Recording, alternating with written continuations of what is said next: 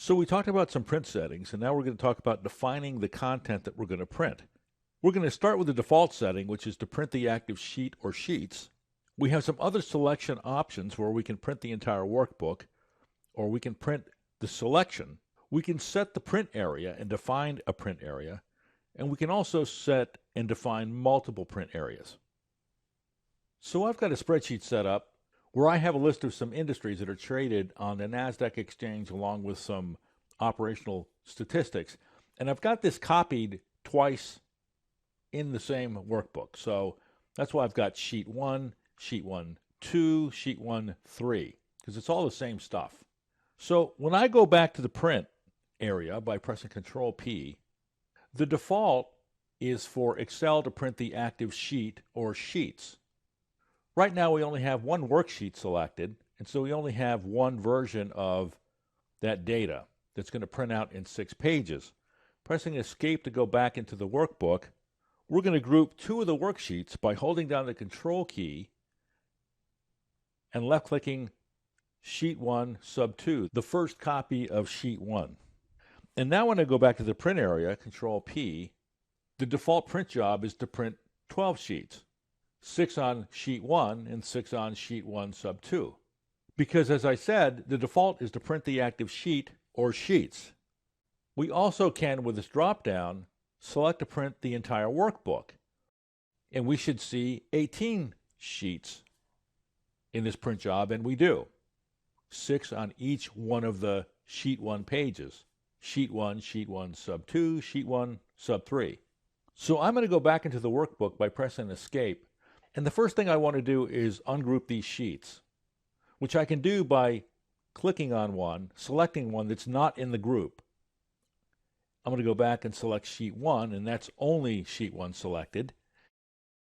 And I'm going to select the A's as far as the EBITDA divided by sales. Going back to the print area, Control P, I now want to select the next option, which is Print Selection. So when we choose that option, we can have Excel print whatever the active region is on the active worksheet or sheets. The last option that we have is grayed out. It says Ignore Print Area. It's grayed out because we haven't set up any print areas, but that's what we're going to do next.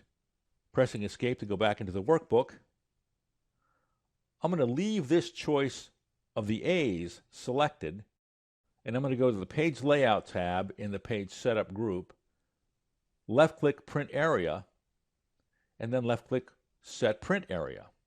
Now I'm going to deselect that and go back to Control P, the print area. We still have the Print Selection option showing because that's the last thing that we did. I'm going to change it back to Print Active Sheets, and we see that that looks exactly like the Print Selection because we converted that selected region into a print area, and then we clicked off of it. So it's not the current selection, but it is a defined print area. So if you have a defined print area set up in a worksheet, that will be the default thing that prints on that active worksheet. If you don't, Excel will print the entire worksheet, which can be a problem because sometimes Excel can print hundreds of pages depending upon how you have your content laid out on the worksheet. And I'm pretty sure I'm not the only one that that's happened to, where you just go back here, press print, and you see the number of pages being sent to the queue in the printer rack up to a few hundred. It's a bad feeling. So using your print areas is a good thing to do. I'm going to press Escape one more time, and we can also set up multiple print areas. So we've got one print area defined. We can add to this print area and make it larger, or if it's a non-contiguous print area, we'll create a new print area that will print on another sheet. And we're going to do both of those things. I'm going to first add B. And since we have a print area defined, we now have another option on this drop-down that says Add to Print Area, and that's exactly what we're going to do. But now I'm going to drop down to the D's and add that to the print area. It's the same choice, Add to Print Area, but it's going to do something slightly different. When we go back to Control P, We see the B's were appended to the A print area because they were adjacent to each other, but the D's will print out on another sheet. That is the default behavior. When you set up a non-contiguous print range, it'll print out on another sheet or sheets if it takes more than one sheet to print out the content. But if the region you're adding is adjacent to another region, the old region will just be extended to include the new region. So that's printing, defining the content. We looked at the defaults where we would automatically print the active sheet or sheets.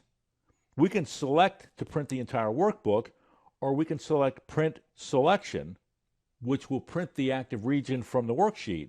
We also have the ability to set up print areas. When we have a print area set up, that will be the default region that will be printed on the active sheet or sheets. And when we set up multiple print areas, you will either make existing print areas larger if the new areas are adjacent to the existing ones, or you'll create print areas that will print out on their own sheet or sheets.